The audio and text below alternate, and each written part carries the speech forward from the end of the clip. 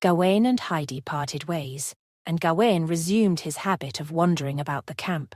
The conversations they had with Jenny Perrault reinforced the frustrations that Gawain had with the politics of Anzou. Jenny's notebook was a masterpiece, an intricate tapestry woven by masters who refused to be constrained by the narrow-mindedness of their time. Yet, they were always beholden to their superiors who did not hesitate to send them off on quests to die without so much as a second thought.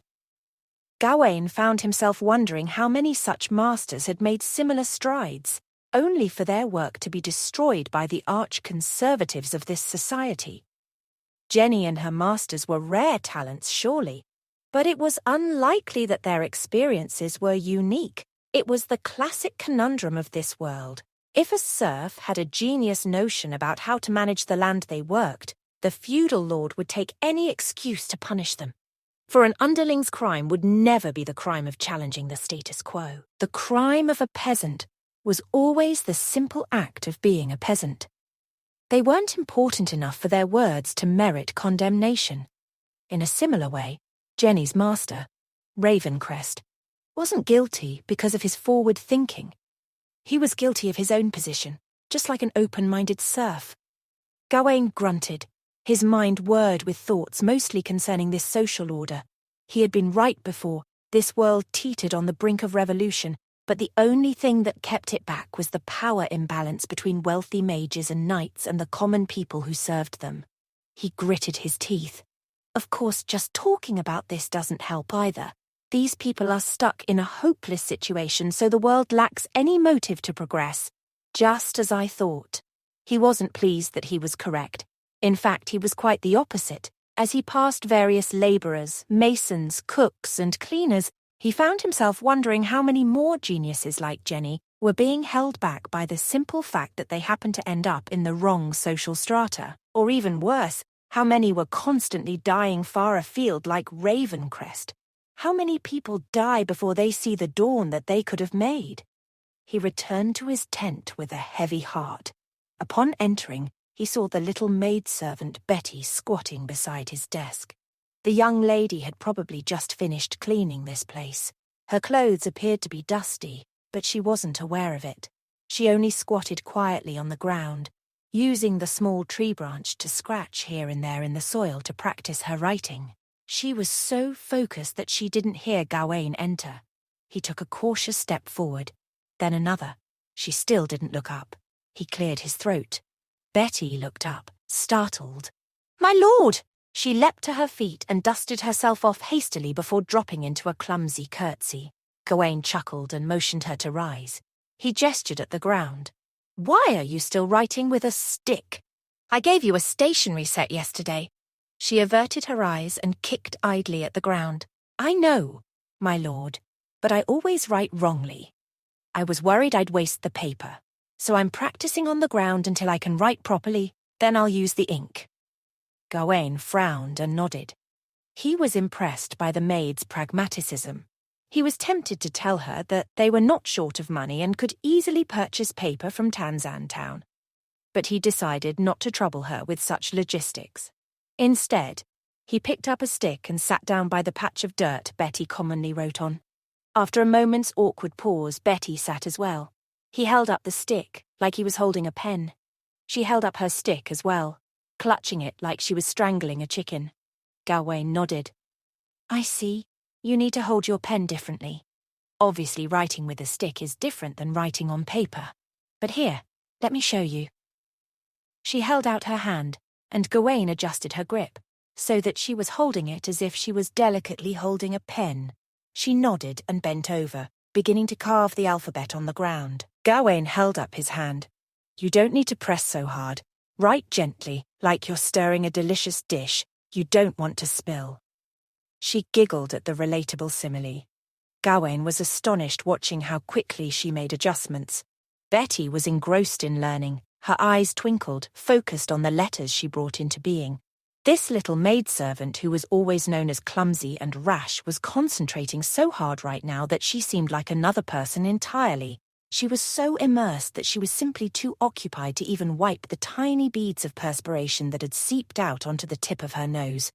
Once she finished writing the alphabet once, she started writing what looked like a phrase. Gawain folded his arms and watched as crooked words took shape on the ground. They spelled out Betty, likes this place. With her complete sentence finished, Betty sat back and looked up at her mentor with shining eyes. "I'm done writing." Gawain smiled thoughtfully. "You really like it here?" "I do, yes." "Why?" "Because everyone is a good person. Miss Rebecca, Madam Heidi. There's also you, Lord, and Miss Amber, and Sirs Philip and Byron, and everyone else working outside. Old Gordon, Old Hummel, Norris." Betty counted on her fingers while she spoke as if she wanted to mention every single person whose name she could remember. Her voice trailed off eventually, as she realized she didn't know every one of the 900 denizens' names. "Everyone is great, and everyone really likes this place too." Gawain chuckled. "Really? Everyone does?" Betty nodded emphatically. "Oh yes, when we completed our work earlier, everyone was talking about you. They said, 'He was a powerful and upright aristocratic lord. You fulfill your promises. You do hard labor with everyone and even go to the battlefield when danger strikes. But most importantly, no one has eaten as well as they do now that you've become the lord.'" Gawain smiled and nodded a thank you. He stood and strode over to his table. As much as the food satisfied the clan's vassals, they weren't at an optimal state yet. Not for Gawain anyway. They weren't self-sufficient yet.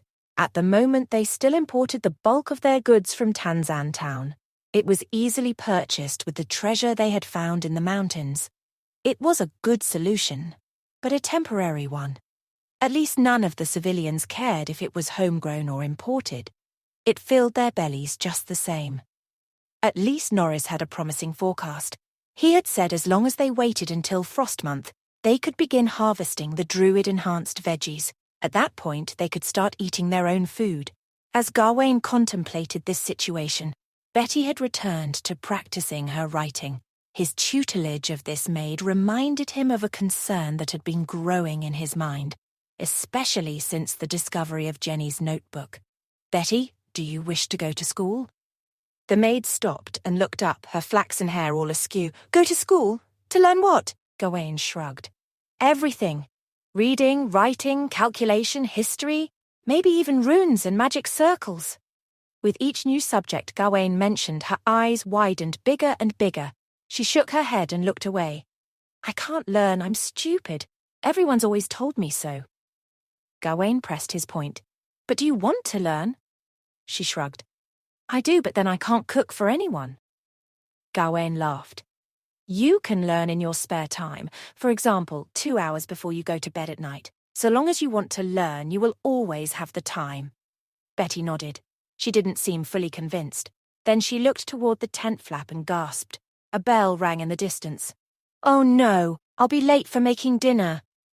She disappeared so quickly that Gawain was almost surprised she didn't leave a cartoon cloud of dust in her wake. With the maid gone, Gawain smiled. Helping her had helped alleviate his sour mood. There's nothing special about that maid. Yet she works so hard to be. He took out a pen and started to write some notes. Without looking up, he spoke to the empty space to his left.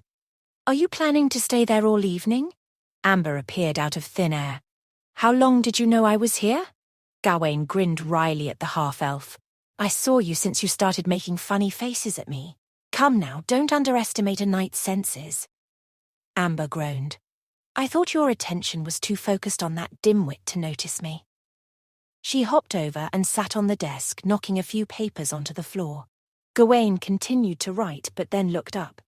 Amber was staring at him blankly. He furrowed his brow. It wasn't usual for her to hold her tongue. Her gaze was giving him goosebumps. "What are you looking at? Do I have something on my face?" Amber shook her head. "You're really an odd aristocrat." Gawain cocked his head. "Huh?" "Nothing." Amber waved her hand and looked away. "I'm just curious. Previously you said that you wanted everyone to be able to read and count. Turns out you weren't joking." Gawain shook his head at Amber. "For a joke it needs to be funny. Now go get Heidi and Rebecca. I want to discuss this matter with them." Amber ably fetched Heidi and Rebecca. Once they were in Gawain's tent, He informed them of his plan to educate the entirety of their clan. Considering their birth and worldview, the two aristocrats handled it rather well. Rebecca's jaw hung open, as if she'd seen a ghost, and Heidi went as pale as a sheet. Her breathing became quite shallow. Educate? Teach everyone, including civilians and the serfs. Everyone will be mandated to, as if they are paying their taxes. Gawain smiled and nodded. Heidi was such a poised woman that to see her lose her cool was always slightly amusing. When it was over such trifles, that is. Yes, henceforth literacy will not only be a right of our citizens, but also an obligation. Everyone will need to learn how to read and write at a minimum. People who come to this land will also be required to do so. Otherwise, they will be useless in our new system. Heidi's gaze grew distant. New order. Once Rebecca had calmed from her initial shock, she began pacing around, stroking her chin thoughtfully. My lord ancestor, it's not so easy to educate someone who has lived their whole life without knowledge. We will require teachers for every subject: mathematics, history, geography, swordsmanship, horsemanship, ecology, and even then, we'll need others to tackle more nuanced topics like etiquette, art, and heraldry. This could take over a decade at a minimum. Gawain blinked, temporarily taken aback by the thoroughness of his descendant's response. He opened his mouth to respond, but Heidi cut in first. Rebecca, not every person requires 10 years for etiquette, art, and heraldry. You still haven't mastered them after all. Rebecca cocked her head to the side. Wait, but I completed my coursework. The tutor told me that I'd finished my education. Heidi threw her hands up in the air. He gave up, child. He didn't know how to teach a kid he wasn't allowed to beat when she was wrong. Rebecca's eyes bulged with horror, and in the corner behind Gawain, Amber burst out laughing. Of course! Oh, I'm so amused. Gawain clicked his fingers to draw everyone's attention back to the matter at hand. Wait. Let's focus on the topic at hand. You misunderstand my meaning, Rebecca. The type of education needed for peasants and serfs is far different from the kind that nobles impress upon their heirs and heiresses. I'm not trying to make everyone an aristocrat. I just want to cultivate critical thinking and logic, as well as give the civilians the ability to read and write. He put his palms together and pressed them to his lips. Look, we don't have the manpower to dedicate full-time teachers. We'll just mandate a few hours a day of learning for adults with jobs. And for children, we'll mandate half a day. This will give them the tools they need without completely disrupting the function of their day-to-day lives. Heidi put her hands on her hips and sighed. She shook her head and frowned. But, forgive my bluntness, ancestor, but what use could such a basic education system have for the rabble? Even a few months before, Heidi wouldn't have hesitated to state that it was silly for peasants to require education. But since Gawain had turned the social order on its head, she was now more cautious in expressing questions that seemed obvious to someone with her worldview. Gawain nodded. A fair question. Being literate is more than just learning to read. Once one learns to read, it expands one's mind and opens it to concepts, ideas, and reason, allows hidden intellects to express their talents. Gawain stood and walked across the room, gesturing with one hand. Most people have some sort of talent, so even if they are never going to become knights or mages or druids, perhaps we can find some hidden gems. After all, everyone has the capacity of reason and intellect within them. Dame Heidi gasped. The silver-haired girl sprung to her mind. This Jenny, are you planning on adding rune theories into the general studies curriculum? Gawain grinned and shrugged. Why not? It'll be an advanced course. Or intermediate, perhaps. Think back to her notebook, Heidi. Of all those formulas and theories, did any of them require magic? Heidi furrowed her brow and shook her head slowly. None that I can recall. Gawain nodded. Exactly. What they require is intelligence, not power. Magic is a natural phenomenon, but it can be harnessed if someone just intellectually understands the rules of it. Intelligence, that's what's needed, not power. Heidi grasped the center pole of the tent for support. Do you really think that most people possess such intelligence? Gawain raised his eyebrows at his descendant. It sounds like you already have an answer. Come now, Heidi. You've worked with these men and women for over a month now. Will you truly say they are any different than you or I? Heidi took a deep breath, her chest swelling and shivering with anticipation. Gawain observed her with twinkling eyes. This woman had watched her entire worldview fall apart in the span of a few months, yet the aristocratic lady was barely losing a single step. She nodded and raised her chin at him. I understand. I will go make preparations. First by selecting literate people from the capital to work as the basic teachers, then we can assemble the foremen and figure out suitable schedules around the work that needs to be done. Gawain nodded. He moved to give Heidi an approving pat on the shoulder, but held his hand back, suspecting that too many breaches in the aristocratic code could give her a conniption. Remember, literacy is your focus. We can't delay our territory's construction, but we can weave this process within. Heidi nodded, her brain spinning as to doubling up labor shifts with teaching and all the mechanics that sat within that complex web. Of course! It will be done to the best of my ability. Rebecca cleared her throat. Rune theories? What's with that? Gawain chuckled. Apologies, Rebecca. This morning we had a fascinating discussion. He walked over to his chair and leaned on it. I've made you a friend. She has similar skill sets to you. Rebecca gasps. Fireballs? Gawain's mouth pressed to a very thin line. No! Rebecca cocked her head. She was at a loss as to what Gawain meant, if not fireballs. Is this new person a skilled tree climber? Or does she know how to steal eggs from birds' nests and grill locusts? She deemed these thoughts impertinent and held her tongue, lest she receive a scolding from Heidi. Gawain chuckled. The friend I speak of is not a new playmate, but someone to join your research team. Jenny Perot from the capital's retinue. She's a grade 4 rune master and is just as skilled as you are in maths and calculations. Rebecca gasped. Oh, I get it. This Jenny found a way to make runes work using math rather than magic.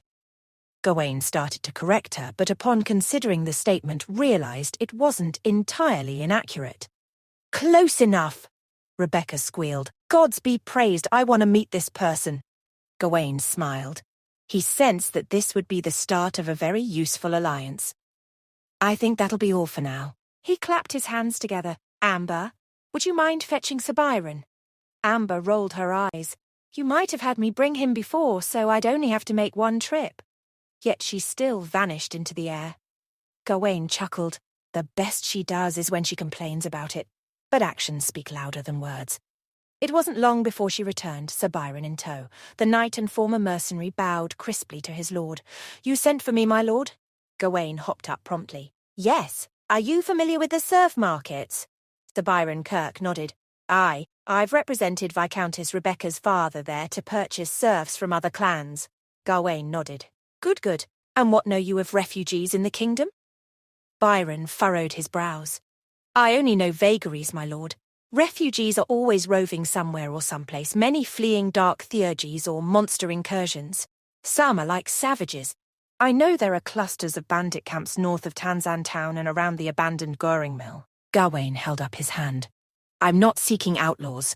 I'm looking for people with clean backgrounds. Sir Byron, that would disqualify me, my lord. There are no refugees with a clean background. That's the way of this world. But I believe I take your meaning. Gawain nodded. That's why I trust you with this enterprise. Sir Byron held up his hand. May I suggest something, my lord? Gawain nodded again. Byron cleared his throat. If you want to recruit refugees, then we should try to issue a call for mercenaries in Tanzan town. We will announce that we want to buy serfs at less than 30% of the market price. That will court some interest, leading only the desperate to our doors, not the unsavory.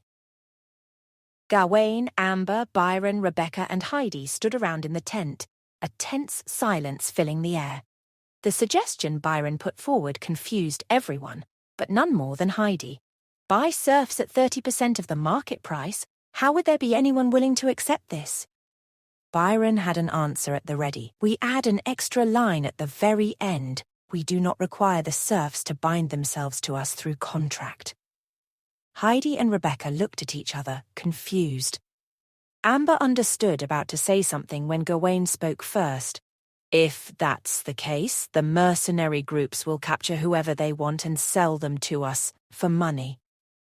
Amber glanced at Gawain, briefly impressed that the Duke actually understood such intricacies. Sir Byron nodded and replied, "A strong serf with a contract and clear family background would cost about 20 to 30 bronze pieces or 16 to 17 silver coins. The greatest cost among everything is their tabulated record, so that has to be bought through proper channels. Other than the cost of purchasing the serf themselves, the owner of the serf, the tax collector of the feudal lord, the local churches, the slave market, and even the serf association all take tiers of commissions from this price. This alone inflates the price up to 10 times more. Refugees, on the other hand, refugees do not require capital. No one looks after them, nor is there any information on their identity. If they go missing or die, no one would bat an eye." Byron looked to Rebecca and Heidi, who seemed to slowly start to understand. In normal circumstances, aristocrats will not buy serfs without contracts because of the lack of guarantee on their background. Even so, there are still people who buy cheap serfs without citizenship, but really, it is just a black market way of saying they want to purchase refugees. Heidi's face darkened. The thought of such grimy truths lurking in the underbelly of the world she knew tugged at her heartstrings. "There are really such practices?" Sir Byron nodded gravely. "They happen all year round, everywhere. In many mercenary communities, they call refugees moneybags with legs. Gathering points and refugee hideouts are valuable intelligence among these people. Like hyenas, they keep a close eye on these homeless, waiting for a bulk purchase request before rushing ahead to capture them." Rebecca's knuckles tightened around her staff. "Mercenaries. I have heard of stories of them wiping out bandits, killing monsters, and exploring ruined castles and arcane lands. That was what coloured my view of a mercenary, but—" As she trailed off, Sir Byron shook her head. "Lady Rebecca, you won't find true mercenaries lolling around taverns. Those are adventurers, rovers, explorers. The hands of a mercenary are destined to be dirty. It's merely a question of how dirty they are." Sir Byron looked to Gawain. "My lord, what say you?" Gawain cracked a subtle smile. This night had unearthed the darkest truths in front of everyone. "I do not intend to cut corners here." Heidi and Rebecca heaved a sigh of relief as Gawain continued. "We're not short on gold and silver. If we choose to spend in a way that encourages vices, the debts incurred on our souls will be hard, if not impossible, to ever repay." He looked at Byron. "Do it according to the usual process. Put up notices at the territories close by and dispatch people to read them out. Communicate with nearby aristocrats, rent horses and carriages and prepare rations as well. If we buy serfs, follow all proper procedures. I only have one additional request. Ensure that everyone who will be coming to this land understands one thing.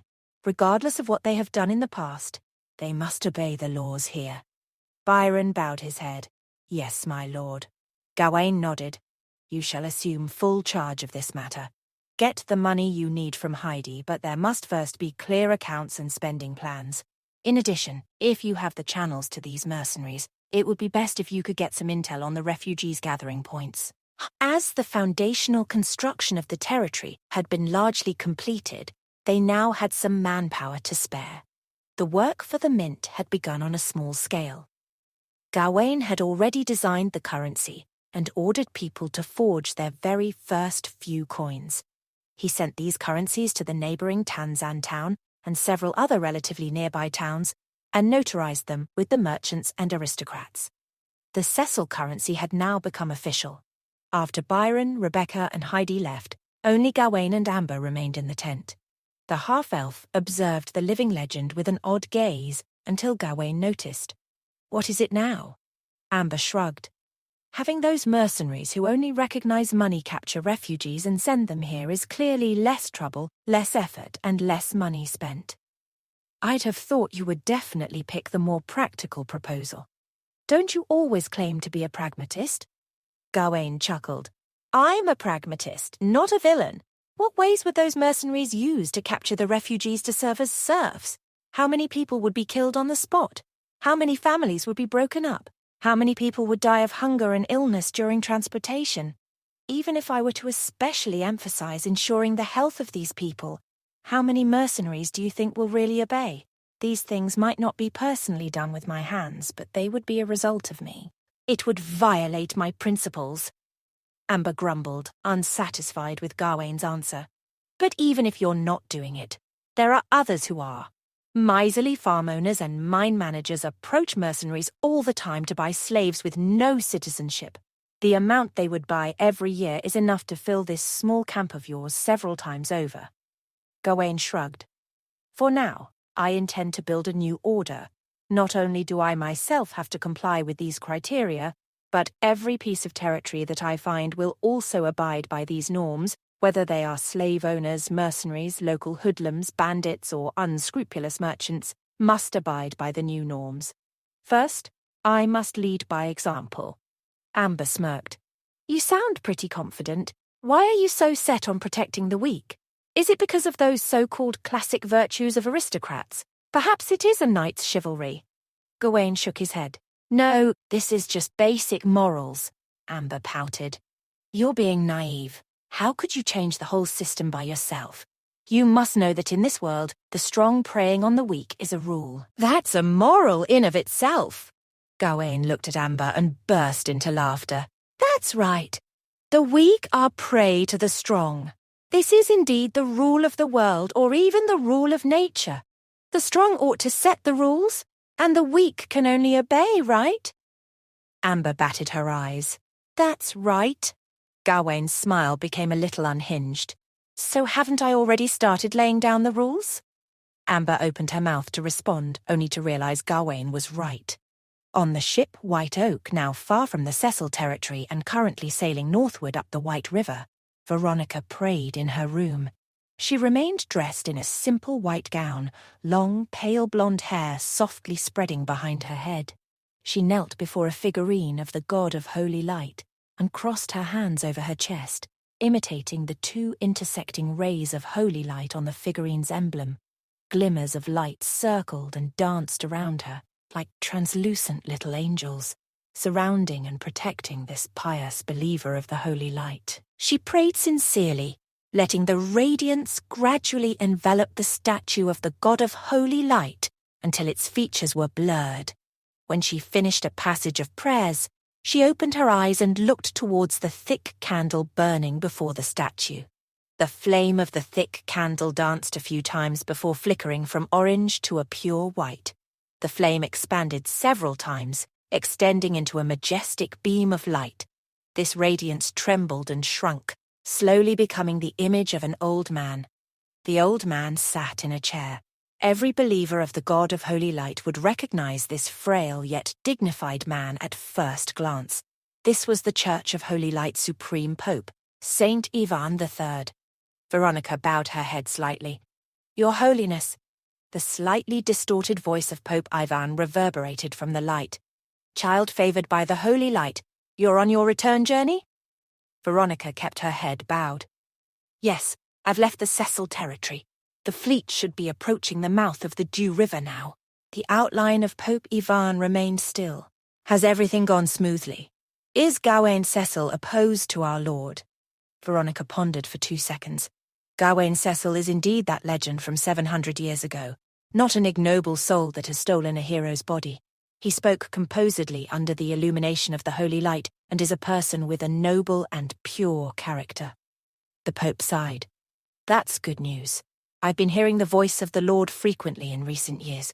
He wants me to teach the right way of the holy light to the common folk, and Gawain Cecil happened to return to the living. Veronica bowed deeply. I believe you are right, Your Holiness. I believe he has come to spread the holy light's way. The candle sputtered out. The white radiance dimmed, returning to a gentle orange. As Pope Ivan's shape flickered, his voice also became weaker.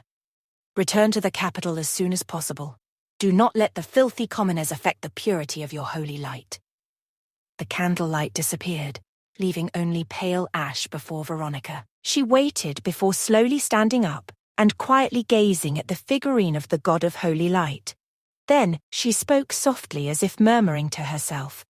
If I were to be honest, Gawain Cecil is a non-believer, right? Not only does he have no beliefs, he opposes the way of the Holy Light. He seems to only be against gods and not the Holy Light in particular. In other words, he is neither a servant of the Holy Light nor a pawn of the divine evils. Very interesting. Very interesting. As Veronica rode on the white oak up Dew River, as smoke billowed out the Cecil territory's first brick kiln yard, as the influential nobles and the king's advisers in Saint Soniel discussed the southern border's situation and the conflicts between the warlocks and mages in the north, a duke could not help but pace back and forth. Duke Ferdinand Wendell stopped. He gazed out of his residence and looked out at the majestic capital. A palace made of pitch-black obsidian surrounded itself in prestige. From his view in the tall tower, Ferdinand basked in the majesty of Typhon's capital, Alderney. It was a city named in the language of ancient giants, meaning a city of 1,000 years. Though Typhon had only been established as an empire for 2 centuries, its citizens lived with pride. They reckoned they lived in a great city akin to those recorded in the annals of dynastic history. Duke Ferdinand could feel it, that spirit of pride. Countless spires snaked up to challenge the heavens. Sculptures of heroes stood along extravagant plazas and courts. Gothic structures flanked the Imperial Avenue, a road so wide that 10 carriages could ride side to side. It was this Imperial Avenue that split Alderney into east and west districts. As Ferdinand gazed out, he saw the beautiful geometry of the city. Compared to the Typhon Empire's previous capitals, this one was clean, neat, and most of all, orderly. The old imperial capital had sunk into the ground 2 centuries ago. To start anew, the new emperor had made sure the finest architects would build Alderney. Usually he looked out at the flourishing city with pride, but today, Duke Ferdinand felt a pit growing at the bottom of his stomach. The unease was so terrible he could collapse at any moment. So it has been decided. Emperor Rosetta Augustus has decided to go to war with the Anzou kingdom. He called away all the chancellors who coaxed against war. He chased Count Winterhold out of the imperial palace after the man pleaded for peace. There is no changing the emperor's mind now. Duke Ferdinand began to pace again. He didn't worry about the outcome of the war. He had full confidence in the imperial army. He had full confidence in his own military ability. All the reports about the Anzou kingdom made them seem like a crippled nation. With no progress in their army and their weapons for centuries, the Anzou kingdom stood no chance against Typhon's successful military reforms. Victory was all but ensured.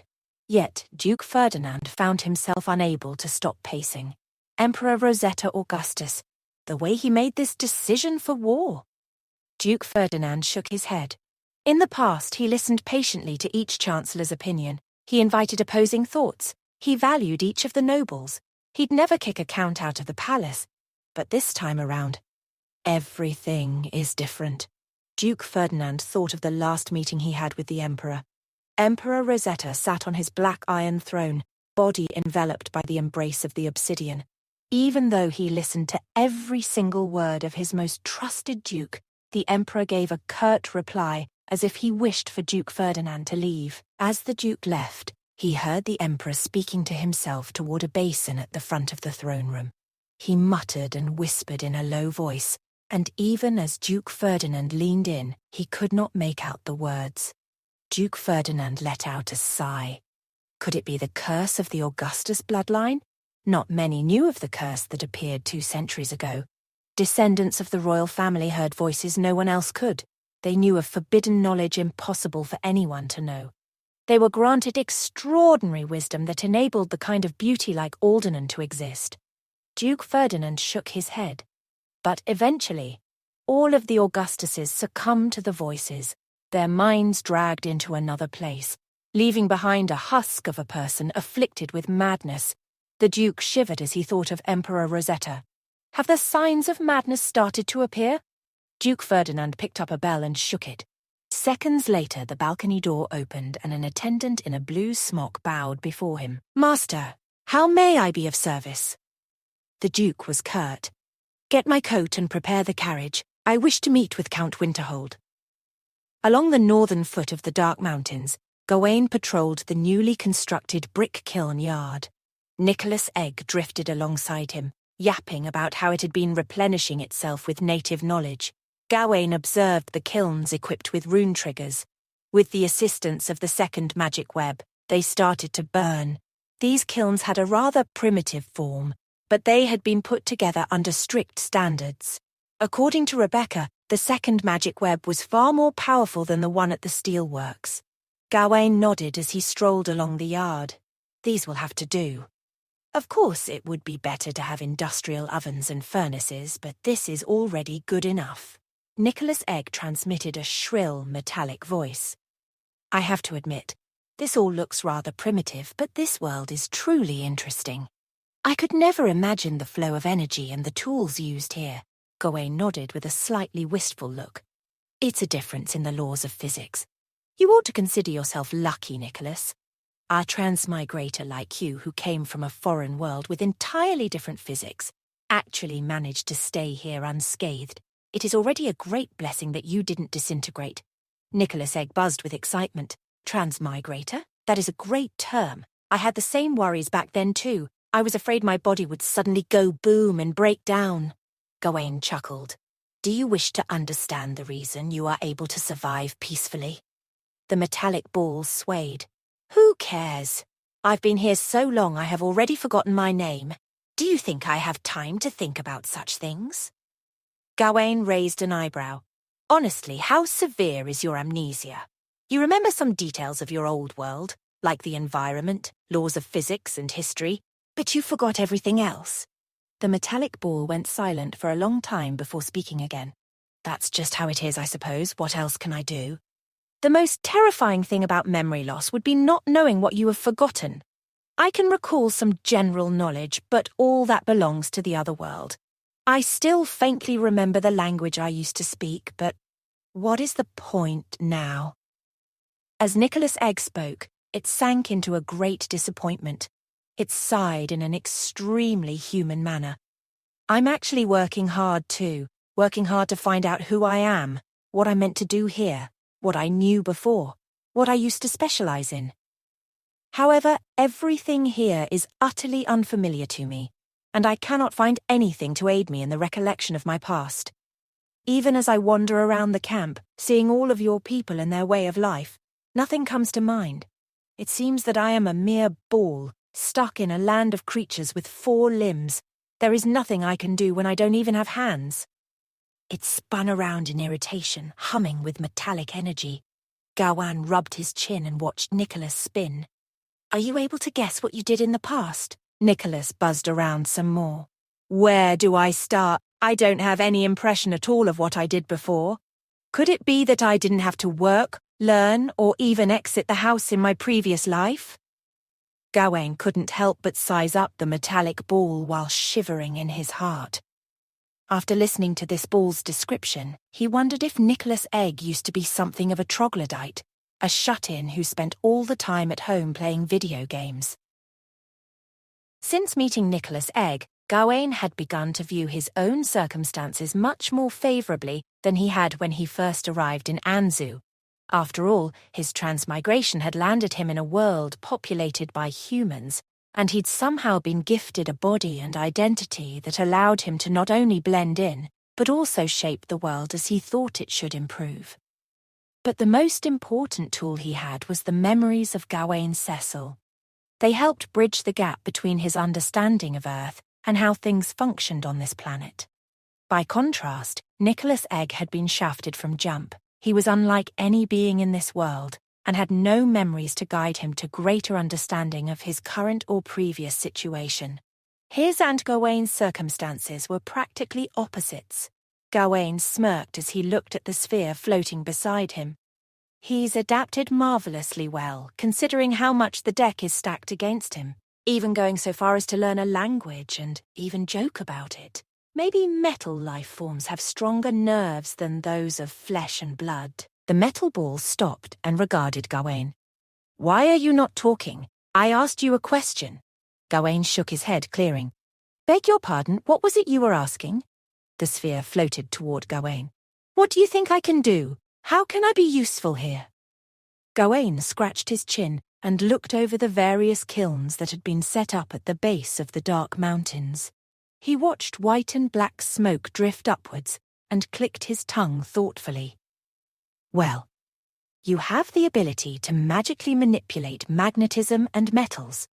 The sphere seemed to bounce in place. Why, yes, I can also control the flow of magical power. I think, not quite sure about my capabilities in that regard, especially since no one in my world called it magic. Gawain waved his hand. Even so, those abilities will likely have some use, but I haven't figured out yet how we can apply your skills. How is it that you affect magical power? The bull wobbled in the air with uncertainty. Well, that's based on what that lady mage Heidi told me. She spoke about spell molds and magic, but frankly I couldn't understand a word of it. I just manipulate magnetic fields, vibrating my own magnetosomes. That's an organelle in my body that produces high-frequency magic fields. Gawain furrowed his brow. Wait, so you use magnetic fields to cut off magical power? Nicholas Egg bobbed up and down. Why, yes. I even used magnetic fields to enhance our telepathic communication earlier. I don't know if I can use them to make spells like your mages can, but I doubt it. Gawain grounded his heels downward. Magnetic fields can affect magical power. This changes everything. Are you sure we mean the same thing when we say magnetic fields? The sphere looked at him curiously. What else would I mean? A magnetic field is a magnetic field. Of course, no one here has a concept of a magnetic field, but I sense you do. Gawain turned away, his arms folded. He looked perturbed. The sphere floated closer to him and nudged him gently. What's the matter? Gawain blinked. Well, I've conducted experiments using magnetic fields, and I've never found any effect on the flow of magical power. Perhaps I didn't use a strong enough field. His voice trailed off. He didn't mention that one of his purposes for using magnetic fields was to produce electricity. That experiment had also failed.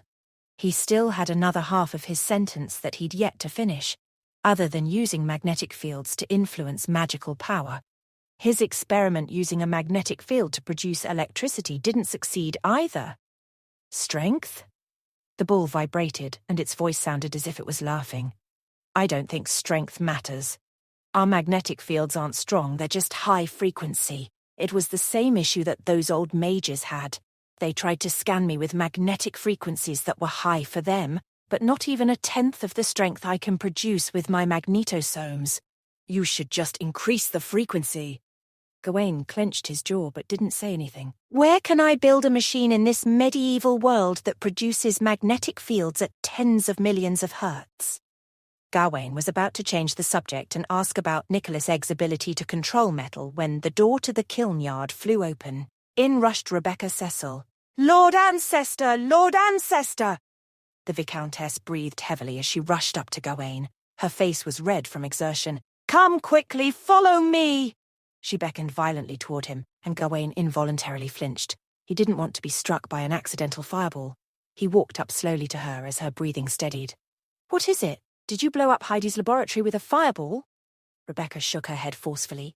No, never! I'm very careful in the laboratory. Listen, that magic-powered engine you had us construct. Well, we've built it. Gawain froze. Already? Have you tested it? Rebecca shook her head again. Not yet, no. We wanted you to be there when we tried the whole thing. Aunt Heidi has tested all the individual components, all according to your plans, but we haven't yet. Gawain grabbed her by the hand. Come on, let's stop wasting time. Gawain tugged Rebecca along as he rushed out of the brick kiln yard. He paused on the way out and turned to face behind him. Nicholas Egg was where Gawain had left him, watching confusedly. Gawain beckoned the sphere. Come along. I want to show you this. Gawain and Rebecca rushed to the assembly shop, which was a crude-looking wooden shed next to the Cecil Steelworks. Nicholas Egg followed close behind. At first glance, it looked almost exactly like any generic shed in the territory, except for the pair of guards standing outside the door. Gawain nodded to them and pushed open the wooden door. Within, they found Heidi and old Hummel, standing within, flanked by rune craftsmen from the capital and a group of Hummel's apprentices. They were all blackened with soot and grime. the evidence of their work literally written across their faces and garments.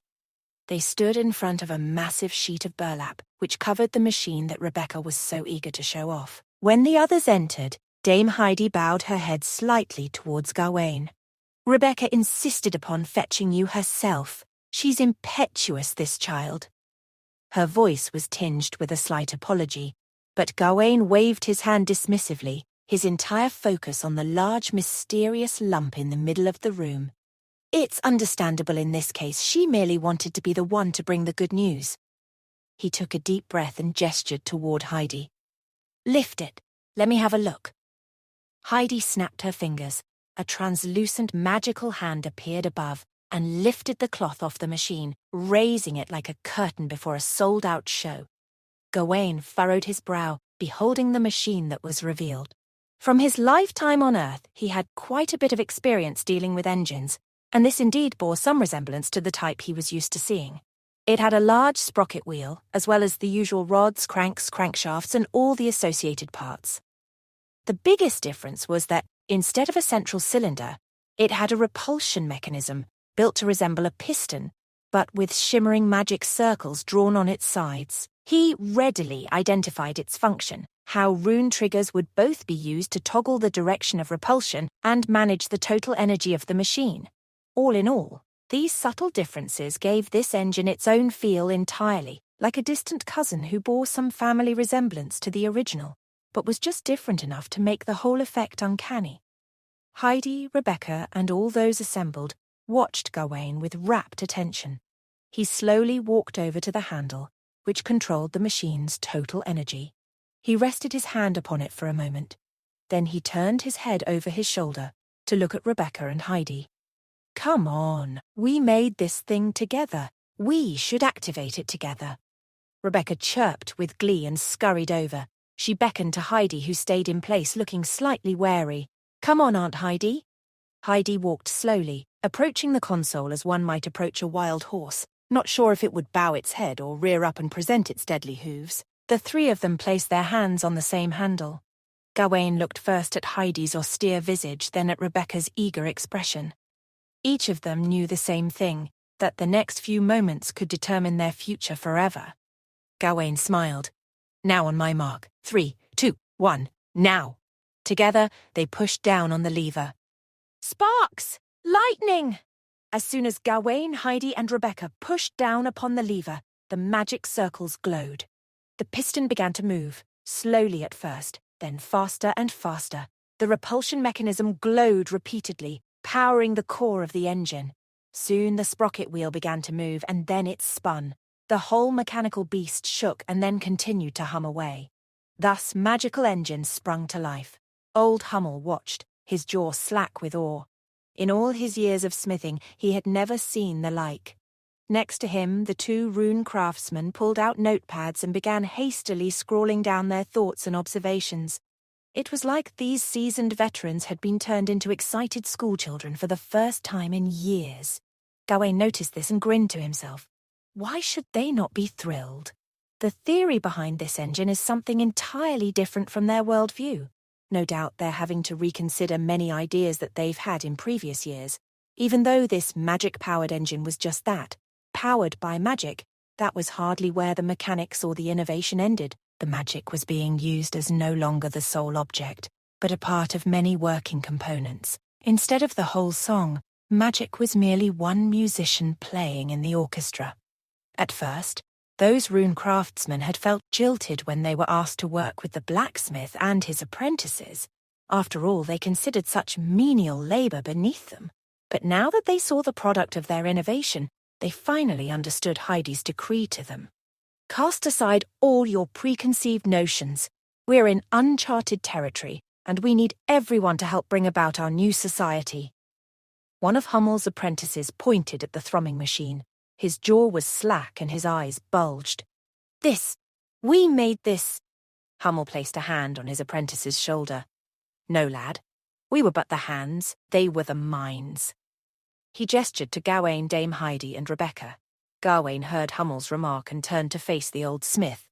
"I'm afraid I must correct you, Hummel. We all made this. Ideas are one thing. Implementing them is quite another. Don't doubt your own contributions. The way of this land used to be just that. Those with the ideas reaped the rewards, the glory, while the hands that did the building merely picked up scraps for themselves. No longer. We will carve each and every one of your names into a plate, and we will mount it on the first generation of magic-powered engines, and note it in the historical records. Excitement shot through the group. Heidi shook her head, impressed. He knows how to speak to them and tell them exactly what they want to hear, and deliver on it too. Gawain spread his hands. Also, I shall give you all a bonus to your salaries. Whatever excitement they had at historical import was swiftly eclipsed by the promise of additional pay. Apprentices clapped each other on their backs. The rune masters laughed with unexpected joy. Hummel, meanwhile, twirled his beard fervently. There was still a lot that didn't quite satisfy him in regards to building these machines, but he still dutifully bowed and thanked Gawain. If he noticed the blacksmith's reticence, Gawain didn't comment on it. He turned back to the machine and nodded, impressed with how quickly this contraption went from theory to reality.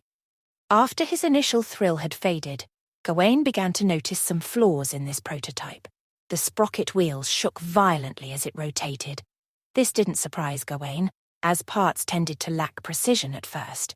Even from looking, Gawain could tell that this machine wasn't as efficient with power as it could be, considering all the sparks that flew off of it from time to time. Moreover, it screeched, belched, and hollered constantly. This horrible racket would need to be addressed, as it would make working around these machines quite difficult. But these were minor issues in the grand scheme of things. Heidi snapped her fingers and soon a magical hand appeared at the output shaft of the machine. She puppeted the translucent hand until it pushed against the contraption. It seemed to strain for a second, but its motion didn't measurably slow. Heidi repeated this a few times before waving her hand and dispersing the spell.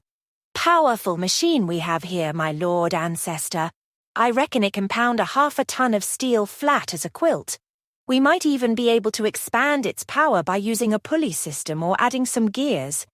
Rebecca, who had been writing some notes in her notebook, suddenly looked up at Gawain, curiosity brimming in her eyes. Lord Ancestor, what do you think this machine will be able to do? An amused smile played across Gawain's lips. You tell me. Rebecca swallowed and wrinkled her nose in concentration.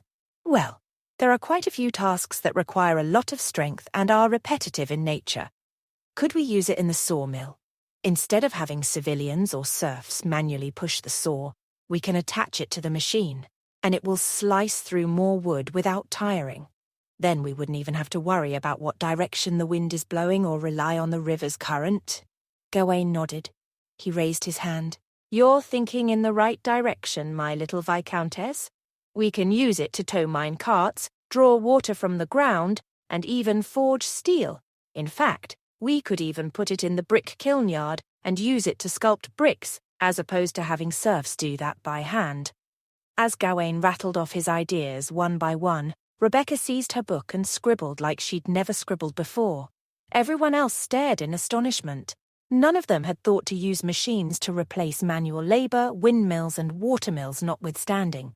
But when Gawain offhandedly mentioned using the engine to press steel, Hummel gasped. The old blacksmith's eyes lit up. It flew against everything he had ever seen done in his profession. But already the old man's mind was filled with hope for the future of his profession. In Rebecca's notebook, the Viscountess scrawled crude drawing after crude drawing. It was all brainstorming, so nothing was to scale or tested. But with every new idea Gawain mentioned, she knew intuitively that she could make these theories into a reality. All of a sudden, the roaring and screeching ceased. Gawain, Rebecca, and the others looked over confused. Dame Heidi was holding the handle in her hand, having just powered down the magic-powered engine. This is all well and good, but we only have one engine so far. This was incredibly difficult to make, and to manufacture more will cost time and labor. And we have to make it near to the steelworks, so we can use the magic web to operate it. Gawain nodded. Good point. Laying out more magic webs shouldn't be too costly. After all, they're just runes. We have ready-made blueprints. But I see what you're saying about the construction. Gawain rubbed his chin. After all, these small parts all take a lot of time to make. Suddenly a metallic zip broke Gawain's concentration. He turned to see Nicholas Egg, still hovering by the doorway. He laughed to himself. In all the excitement, he had forgotten that the metallic sphere was even there. Nicholas Egg vibrated and made a strange noise. It sounded like he was clearing his throat, even though he didn't have a throat to clear. "I have something to say," Rebecca gasped, excited to be reminded of his presence. "Oh yes, Egg, what's your idea?" Gawain guffawed at the unintended genital pun, and Nicholas quivered in anger. "I'm not called Egg." The sphere floated into the air until it was at least 7 feet high, almost scraping the ceiling of the shed. "You must call me Boss Egg." Rebecca smirked and folded her arms. "All right, Boss Egg. What's your idea?" Nicholas Egg quivered in anger. Gawain held up his hand. "Don't pay her any mind, Nicholas. What's your solution? I know you can control metals, so perhaps—" But Nicholas didn't wait for Gawain to finish his sentence. "I've figured out what I can do for the camp." Several pieces of scrap metal floated into the air, as if levitated by the merriment in Nicholas's voice. "I can help you with forging." Just as he spoke, the metal that floated in the air twisted and warped. Gawain started. To him it looked like a giant invisible hand was crumpling them up, easier than tissue paper. Looking closer, he gasped. Some of these pieces were melting, all because of Nicholas's metalworking ability. The blacksmith and his apprentices were spellbound, figuratively. After a moment, each piece of metal fell from the air. Each person gasped as they fell towards them, and reacting instinctively, they each caught one. Gawain did too. He looked at the object in his hand, which was about 1 foot long. He gasped. It was a small, intricately carved metal sculpture of himself. He looked around.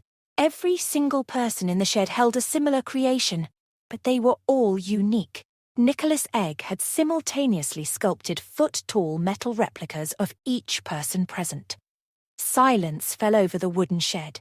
Nicholas Egg floated downward until he was hovering in front of the machine. "Well, what do you think?" Old Hummel cleared his throat as he stared at the metal version of himself. Such a powerful metal worker. Will this territory need blacksmiths? He had expected that progress would march away from his trade, but his revelation could make him redundant far sooner than he expected. The rune craftsmen present also had the same terrifying thought. Even Heidi and Rebecca looked at each other nervously. They both shared the thought that perhaps this ball was about to deprive all the metal craftsmen in the town of their jobs. The only one who wasn't worried about people losing their jobs was Gawain. His attention was focused on the metal sculpture that he held in his hand. They were made within a few minutes, and incredibly precisely too. Nicholas Egg had even highlighted his eyebrows and the stubble on his chin to perfect scale. He looked up at the sphere, which was floating pleased about 5 feet in the air. "Well, St. Nicholas Egg, how precise can you be?" Gawain swallowed, still mesmerized by the sight of the intricate metal shapes. Nicholas Egg had turned mere scrap into art in the blink of an eye. A combination of speed, precision, and power. Gawain was most impressed with the sheer precision. He peered closely at the carved figure of him in his hand. Strands of hair had been carved out onto metal. The intricacy in which Nicholas Egg had manipulated these spare parts was something Gawain would be hard-pressed to find even back on Earth. Nicholas Egg pondered Gawain's inquiry. "How precise can I be? That depends on how many items I'm working on. If it's 100 at one go, there would certainly be a considerable amount of errors. But if it were less than 10 parts at a time with no time limit, the errors would probably be a few times finer than a strand of your hair. Of course, if we're talking about parts of this magic-powered engine, it should be rather simple." Gawain was absolutely stunned, unable to speak. He remained silent and still for so long everyone became worried. Nicholas Egg nudged Gawain gently. "Hey, are you okay?" Gawain stirred back to life like a machine being powered up after a long period of being shut off. He swiveled his head slowly to face the floating metal ball. "Nicholas Egg, the first generation of industrial tools is in your hands." Nicholas tilted askew a little. "Huh? I don't have hands." Gawain didn't bother to respond. His heart filled with elation, so much so that he wouldn't be able to bring himself to say what he wanted. But it's true. With Nicholas Egg, we'll have our first generation of machine tools. Rather than have Nicholas Egg mass-produce industrial parts, he will build the first prototype machine to produce the industrial parts. Then these parts will build more machines that will all be powered by the magic-powered engine. Gawain's lips spread into a wide, almost maniacal grin. He felt like if the Great Barrier were to fall today, he would have the confidence to face the dark wave again. The Cecil territory just found yet another secret weapon. Nicholas Egg's control over metal was something else. As soon as the joy swept over Gawain, so did inklings of doubt. All of this hinging on Nicholas Egg and its incredible ability could be a problem as well. What if something happened to it? It's an alien species and cloning technology does not exist in this world. What if some sort of accident occurred that injured Nicholas Egg? What if it was unable to control a certain type of metal? Gawain calmed himself down. It would be unwise to be completely dependent on any one individual, and that included someone as remarkable as a floating metal ball. He looked towards Hummel. The old blacksmith had not stopped trembling. The apprentices around him all ogled at the metal ball, in awe of its metal-shifting ability. Gawain smiled. Your skills will still be required. Don't worry, all of you. The territory is forever lacking in manpower. He turned to Nicholas Egg next. In the meantime, I want you to lead the mechanical manufacturing facility. Can you do that? Nicholas Egg bobbed up and down in the air. Sure, why not? I finally have something I can do. Gawain smiled. Great. You'll be responsible for helping me build machines. Soon I will hand you some blueprints. Aim to craft the materials as soon as possible. For the convenience of materials, the workshed next to the steelworks shall be where we will build out the manufacturing facility. For now, your first task will be to build another 3 magic-powered engines. I want to build them in key areas such as the mine and steelworks. He gave a heap of tasks to the floating metal sphere, but it did not seem disappointed at all. In fact, Nicholas Egg looked pretty pleased. You can count on me, my friend. Gawain's smile grew wider. Let the revolution begin. He swung back around, only to notice Hummel in the corner of the steelworks, still looking dismayed. Gawain opened his mouth, but decided not to say anything. Hummel takes great pride in his craft, in the same way a knight trusts his life with his blade. A metal ball appeared and made his craft feel redundant, pointless, especially knowing everything that Hummel has been through. It wasn't that he was jealous of Nicholas Egg's skills. Hummel is smarter than that. It's the sobering realization that the future is powered by machines, not manual labor. Gawain decided not to say anything because nothing he said now would be of use. I could tell him to take more of a managerial role from here on out. I could assure him tradesmen still have a place in this world. I can tell him blacksmiths won't disappear, but none of it would matter. There are more changes coming to this territory, to this world, and to survive one must adapt. Gawain Cecil sighed and broke the silence. Nicholas Egg, as the manager of the Cecil Mechanical Manufacturing Facility, you may select some people from that 100 craftsmen to serve as your long-term assistants, but check in with me on the list of names first. Nicholas Egg floated up and down, expressing his assent. All right. Having people assist me is bound to be faster than me doing everything alone. They can help with the assembly. As he left the machine manufacturing facility, Gawain noticed Heidi glancing at him, again and again. Gawain stopped. What's wrong? Heidi revealed a warm smile. Nothing. It's just that I rarely see times when you are this happy. You're usually always very solemn with a poker face, but you can't seem to stop smiling today. Gawain was taken aback. I'm usually very solemn. He thought that he came across as pretty easygoing. Moreover, after hanging out so much with Amber, he was now almost half a professional comedian. Still, Heidi nodded. Perhaps you do not notice, but your typical expression is really quite solemn. Gawain stroked his chin, absorbed in thought. Maybe it's because I have a square face and a full beard. I never looked this cut in my past life. Heidi had many internal affairs to handle, so she bade Gawain farewell midway. Watching as Heidi's figure gradually disappeared from sight, the joyful expression on Gawain's face disappeared. That customary hint of solemnity surfaced. He did not directly return to his tent. Instead, he made a slight turn on the way and came to a wooden hut located southwest of the camp. This wooden hut was bigger than the surrounding houses. Large gardens surrounded the house on all sides, with a wide variety of plants being grown in them. Amongst them, over half were herbs with all kinds of restorative powers, while the remaining were more common plants that could serve as spellcasting materials after being processed. Just from those gardens, one could determine who lived in the wooden hut. This was the dwelling of a druid, Lauren Pittman, and also his workspace. Gawain stopped in front of the wooden hut and saw a sign hanging on the door. A few lines were written on it with elegant handwriting. Pittman's Apothecary Shop. We sell various kinds of herbs and alchemical potions. We also sell druid talismans and lucky charms. Come for antique appraising, divination, professional locksmith, roof repair and family chef. I will also babysit children, but do not accept those aged 3 years and under. Gawain looked at that sign with an empty expression. This little old man knew that the illiterate civilians couldn't understand the words on the sign at all, yet still hung this on his door. Gawain shook his head and stretched out his hand to knock on the door, but just as his hand was about to touch the wooden door, it opened from the inside. Pittman's wrinkly face appeared in sight. "Ah, I've been waiting for you for a long time," Gawain faltered. "You knew I was coming?" Could it be that this little old man really mastered his divination? Pittman smiled. His bushy grey brows wriggled.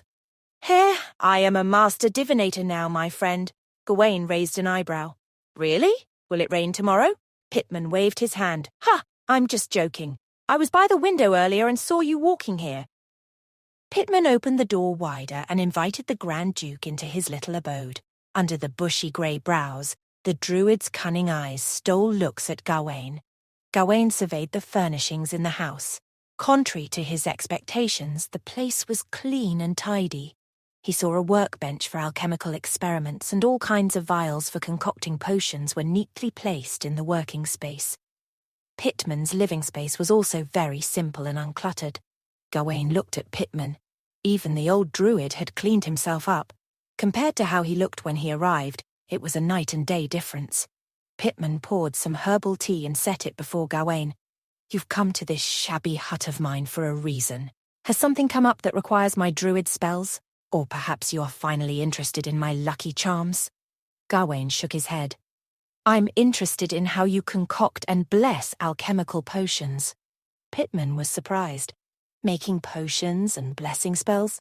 You personally made a trip here over such inquiries." Gawain waved his hand. "I happened to pass by, so I came to satisfy my curiosity. Besides, I recall speaking to you about increasing the volume of production of agricultural catalytic potions. How are the results?" Pittman's expression turned somber. "How could it be that easy? Your timetable is far too tight." Gawain waved his hand. "It's okay if there are no results yet. Just let me have a look at your progress." Pittman heaved a sigh of relief. "That's no problem. I was just about to start work." While speaking, he walked towards the workbench and began his preparations. Gawain followed behind the little old man, watching as he got busy with those potions and alchemy tools. As he watched, thoughts spun in his mind. The magic-powered engine succeeded. Even Heidi was overjoyed about it. How can I not be? But that wasn't all that made Gawain happy. The question that the success poked at was one Gawain had been asking from the very get-go. What exactly is magical power? What exactly are the rules that guide this world? The magic-powered engine demonstrated that all kinds of phenomena in this world were not independent of each other, but were able to combine to form a system. The repulsion magic circles propel the piston drives the crankshaft and connecting rods, and the sprocket wheel produces inertia. Inertia links up all the work processed by the engine. To look even further, the engine's energy comes from the magic web. The magic web's energy comes from the environment. Everything seemed to be in order, complete and closed. It was a closed system, perfectly logical, but the question lay in magical power itself. Where does magical energy come from? What in the environment does the magic web convert into power? Is it all around us, inexhaustible, ubiquitous? Does this world even abide by the laws of conservation of energy? Might magic be finite, and to the folly of all the living things in the world be depleted someday? What if the magic-powered engine suddenly stops all of a sudden? It filled Gawain with worry thinking about how immeasurable and unquantifiable the leading source of energy in this world was. More questions remain too. Why can't steam produce enough power? Why is electromagnetic induction ineffective here, despite the existence of magnetic and electric fields? All the strange contradictions gave Gawain the impression that this world was haphazardly crafted by some cavalier god. He refocused and watched Pitman work. The only thing I can do is unearth the truth step by step, starting with druid magic. Gawain stepped forward. Tell me, Pitman, druid magic evolved from Thurgi, correct? Pitman finished preparing the materials required for the concoction of potions. That's correct. Gawain watched the old druid set the workbench for the druid rite. Explain it to me. What you're doing. Pitman chuckled. Mixing alchemical potions is actually not particularly difficult. The materials required for the most basic catalytic potions are all very cheap. Herbs are also available everywhere. It is mainly time-consuming in the later stages of processing. For example, smoking, drying, powdering, and more. In this aspect, getting more manpower would be able to settle the problem. As he spoke, he added powdered butterfly bush seeds and perilla petals into the heating container, and then poured in pure water and a certain grass juice that he had prepared in advance. Gawain nodded. Amber explained to me some of those labor systems that you invented, splitting up production processes and streamlining production. They're all good ideas. This way we can break down the complicated working procedure of preparing alchemical potions and let them be done by laymen. However, there would be no way around the most important part. The concoction began to bubble inside the heating container. A pungent scent wafted out. Pitman quickly added another potion into it. Gawain continued, wrinkling his nose. The potion produced from the early processes is ordinary. It does not possess supernatural abilities. Even if it does, the effect would be very weak. If we want it to have miraculous power like magic, we have to inject magical power, and this process has to be done through the druid rites. Pitman put on the lid of the heating container. Through a bent copper tube, the rising gas from the container seeped into a tube beside it and condensed into beads of light green droplets. The little old man carefully collected this pale green juice, pouring it into a tiny vial. He put it on a small altar at the side. Gawain watched the little old man work with unblinking eyes. Though Pitman was usually the jokester, a cheery old clown, as he worked his discerning little eyes twinkled. The jocose smile disappeared, replaced by a careful focus. He saw Pitman place 4 runes that represented the wind, water, fire, and earth elements in the 4 directions around the altar. These runes had been carved on oakwood pieces. Then Pitman set 2 common white crystals in the inner circle. Following that, Pitman stepped back and lowered his head. He began to chant druid incantations that Gawain did not even try to understand. Instead, Gawain activated this magic sensor ability. He saw the radiance of magical power gradually swell around Pitman. This energy coalesced into special geometric figures under the guidance of the runes. The magical aura gathered around the half-finished potion, and Gawain watched as the colour of the potion slowly turned from the pale green into a dark green. Pitman stopped his chanting. He removed the 2 white crystals. Then he started citing prayers aloud. O venerated evergreen deities, protectors of lives, mighty God of nature, heart of the forest, guide of life, your pious believer hereby prays earnestly, hoping for a response from you. May you confer glad tidings from your oak, I mean your palm throne. Let this potion be filled with the energy of life. Let it. Pitman blinked. Oh, it's done already. Pitman lowered his head for a closer look. Confirming that the potion had completely transformed, he ended the prayer that Gawain guessed was either made up on the spot or mostly forgotten. Pitman grinned as he removed the potion from the altar and handed it to Gawain for a look. Here it is, a plant growth catalytic potion fresh from the oven. It's still hot. Gawain held the potion, feeling the skin of his face trembling. He knew for a fact now that this little old man was fooling around with his final prayers to the god of nature. However, it was precisely that nonsensical prayer that would have gotten a normal believer smitten by his god. This verified the thought lurking in Gawain's mind. The druid theurgy of the past has indeed disappeared altogether. What remained in the world right now was only druid magic. Gawain set that little glass of potion aside and looked Pitman in the eye. If I haven't misremembered, your prayer from earlier is actually a section from Sacred Words of the Forest, the sacred book of the Heart of Forest faction. Am I right? Pitman was a little surprised. You know about the Sacred Words? Gawain sighed. Indeed. I've read that book before. The Nature of Magic. Tell me about it. Pitman's bushy brows shot up his head. Well, I certainly wasn't aware that you knew of the Sacred Woods. There are only a few who understand druid history so well. Gawain shrugged modestly. I won't pretend that I'm an expert, but even a casual observer can draw the connection between nature theurgies and druid spells. People of this era just have limited perspectives when it comes to types of knowledge. Back during the golden age of the Gondolian Empire, many druid factions boldly advertised themselves in the Empire's holy hall of knowledge. Pitman grinned, showing his yellow teeth. He chuckled. Once again I forgot that I cannot judge you like I would judge a normal aristocrat, since your age was several human lifetimes ago. He stood and walked over to a nearby shelf, where he began gathering tools, some sharp knives, spoons, vials, and herbs. You're right, though.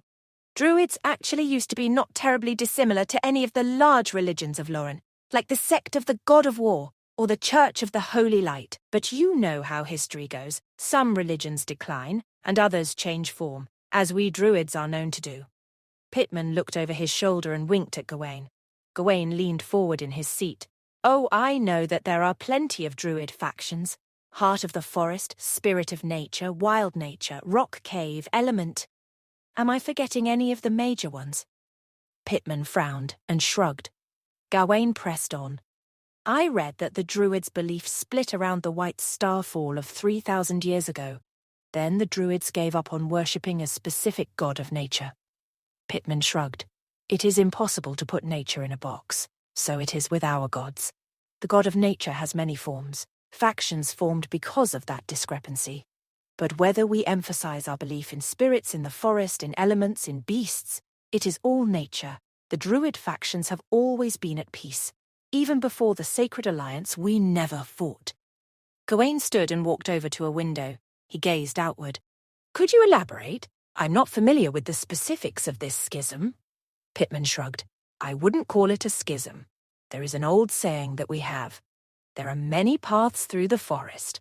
Basically, no matter how we have diverged, all druids are brothers and sisters. This isn't a rule, it's a solemn law, which we swear on our soul before we accept the inheritance. Gawain rubbed his beard thoughtfully. So the theurgy became the current spells that you all use now.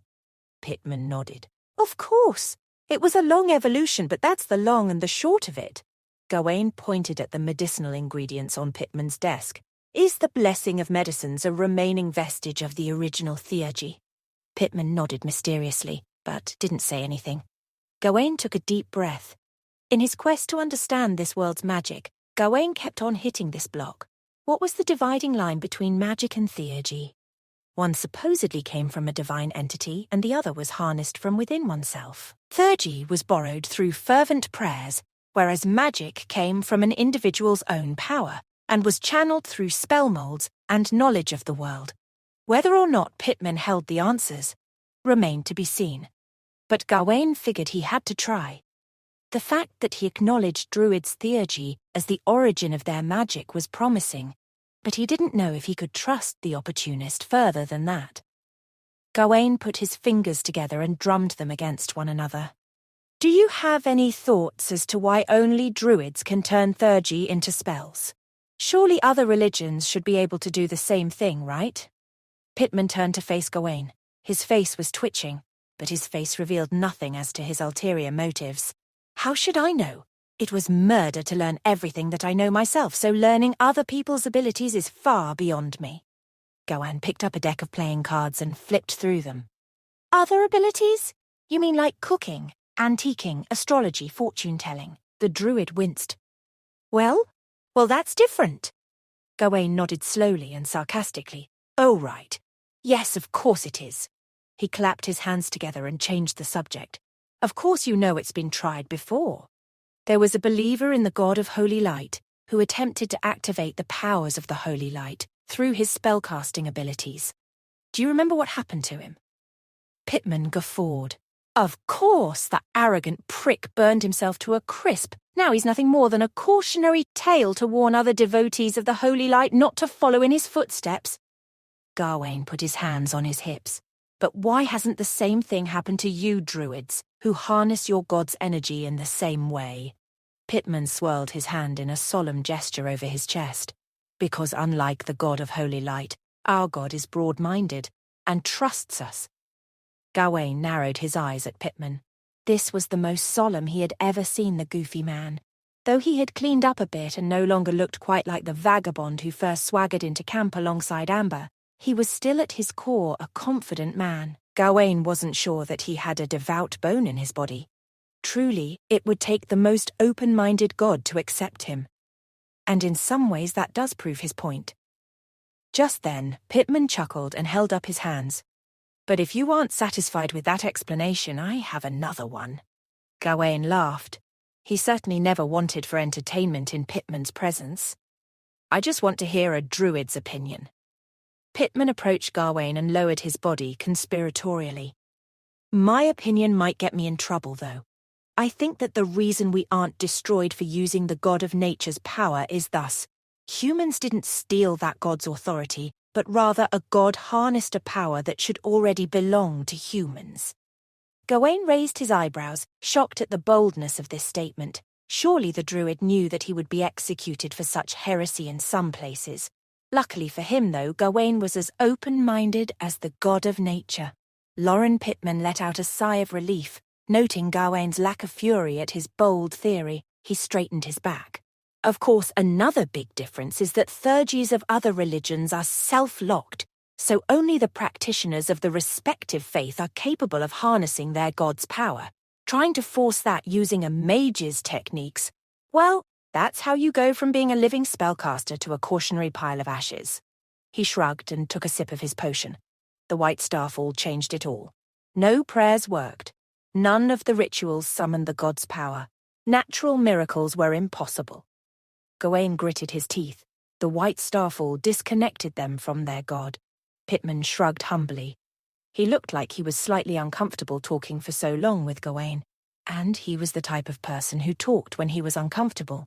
So, Gawain cut him off. You seem to know more than a low-level druid, or an antique appraiser, or a shoddy rogue should know, and it seems like you have more to say. Pitman grimaced. I've said too much already, my lord. I've been bold with my opinions, and it could be troublesome if I speak on... Gawain raised his hands. Look around here. You know Amber. If people weren't free to share their opinions around me, would I have bothered to keep her in my employ? Pitman nodded slightly. That's true. Gawain drew out a dagger. Pitman flinched, but before he could flee or attempt to defend himself, Gawain brought his blade down upon his palm. He held up his bloody hand. I swear on my blood, on my clan, and on my ancestry that you will never face harm for speaking your mind. The druid's breath steadied. All right then. Well, think about it. I have no more information than high priests of all the faiths, or the saints or the Pope of the Holy Church himself. They're all intellectuals, and though they play at being zealots, most don't let their faith blind them as much as their followers do. He shook his head. The Druids' history is not a secret. How we turned theurgy into magic. The higher-ups of the other sects know it. They just don't want anyone else to. It would compromise their control. He smirked. They aren't gods, after all. And who's to say if even gods are gods?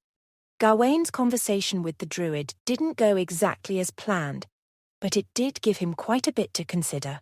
Yet as all the thoughts knocked about in his head, considerations of magical sources, their effects and implications, one line that Pitman said always returned to his brain.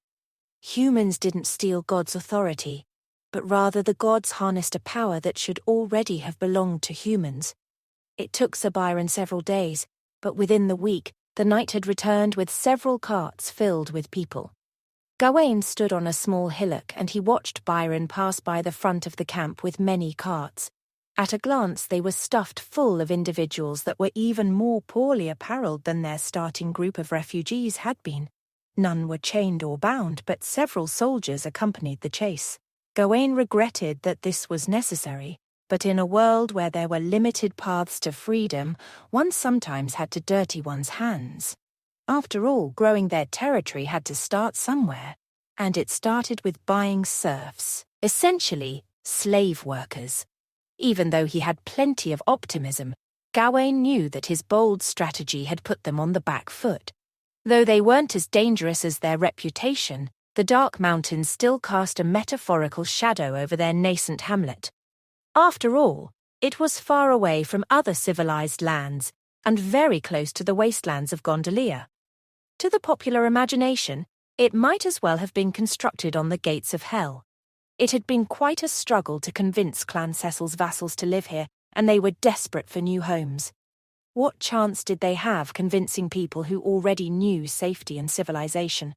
So, the first people to augment their ranks would have to be there, involuntarily.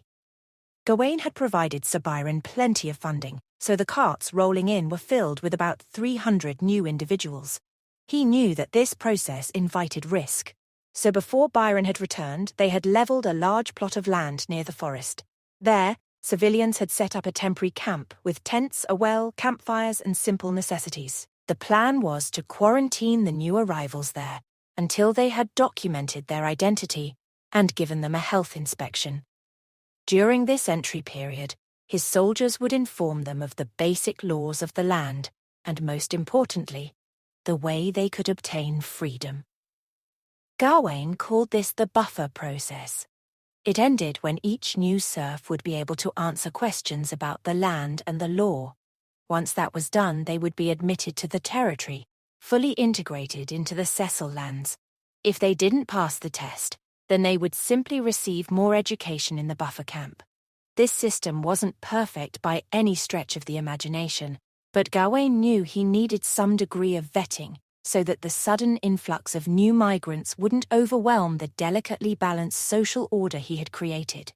He fully intended to have this system tweaked as more information became available.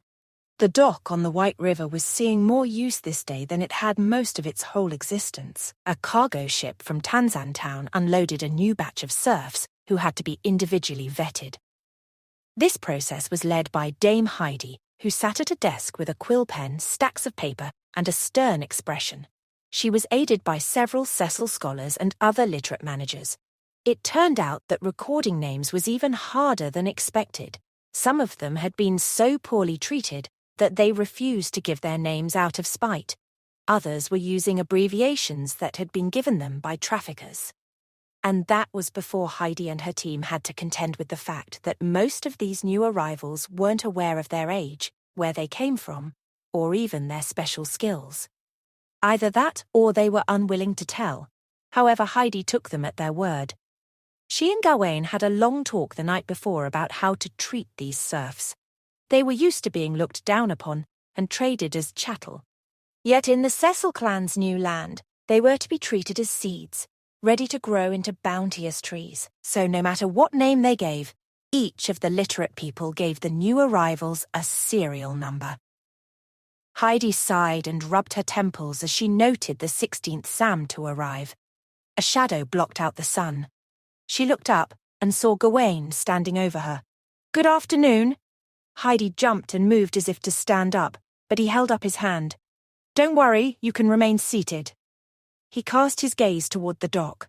Only a few lines of people remained from the bulk of serfs who had disembarked earlier. It seemed like the day was drawing to a close. "How are you holding up, Heidi?" She took a deep breath in and rubbed her eyes. Though she retained her calm exterior, she seemed a little frayed around the edges. "Well, I'm now seeing why we needed to have more people aid in management. I couldn't have imagined how much these tiny details weigh on one, so—" Gawain nodded. "Well, with night classes, we will have more literary people each day. Sir Byron has sent notices out to anyone who can serve as a secretary or a teacher. Then the situation shall improve even further," Heidi smiled faintly. I do hope so. I could use so many more managers. Gawain laughed before changing the topic. Are there only serfs and slave workers today? Heidi tucked a strand of hair behind her left ear and pointed down at her manifest. No, actually, there were refugees too. It was a family of 3. They said they had nowhere else to go, either die of hunger outside of Tanzantown or die in the dark mountains. I guess they preferred us to hunger. Either way, I've already arranged that they get a dwelling. Gawain frowned. They were the only starving refugees to board the ship. Heidi shrugged. Perhaps we will have more once word of mouth spreads. People do like to choose the devil they know, even if that devil is starving. Heidi's voice trailed off. She furrowed her brow. Back when you were starting the Anzu Kingdom, did you use the same method for disseminating information? Gawain took note of her reaction. He reckoned she wanted to say something like manipulate or trick, but was being tactful. He folded his arms. I call it influencing public opinion, Heidi. She blinked, confused. A voice sounded next to Gawain's head.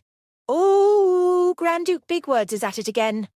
Gawain knew who it was without needing to turn around. Amber, you know you can just walk around. You don't have to shadow walk, right? Amber appeared next to him. I just wanted to let you know that it's almost dinner time and no one wants you to go hungry. Even me. So come with me. Let's get some food. Gawain rolled his eyes. He and Heidi looked at each other.